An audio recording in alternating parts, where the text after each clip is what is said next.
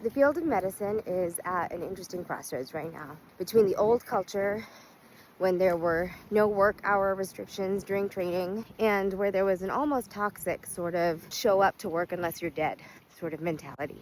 Even if your sister was getting married, even if your child is sick, you were expected to be there.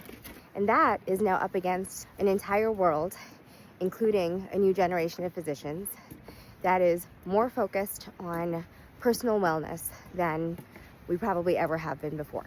And within those two spheres, there is a generation of doctors, I believe myself included, who are bridging the gap between the two. We are some of the first few to experience the work hour restrictions, which, by the way, are 80 hours a week, so it's not that restricted. But some of the old mentality still persists in us.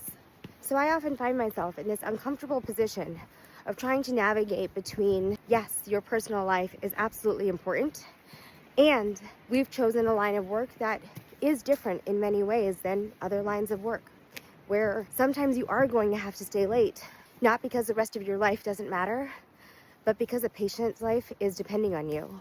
Sometimes you're going to have to stay late because the procedure that you have the opportunity to do is something that doesn't come up that often, and it is really important that you learn how to do that procedure while you're still in training, even if you had other plans that night.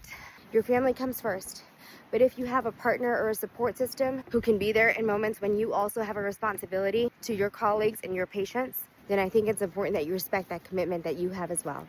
And there are times when it is challenging. Does it break my heart when I get a call that my daughter is sick and needs to be picked up from daycare and I'm on shift and I know that I'm really not the best person to be able to go do that? Yes, I hate it. But I know she's always in good hands, even if they aren't always mine, because sometimes I'm responsible for somebody else's daughter and somebody else's loved one. So I don't know what the right answer is, but I think there is an appropriate middle ground. And I think as a new generation of physicians, it's our job to try and find it, to protect our wellness and peace and understand the responsibility of the job that we have chosen. We can do both. We can definitely do both.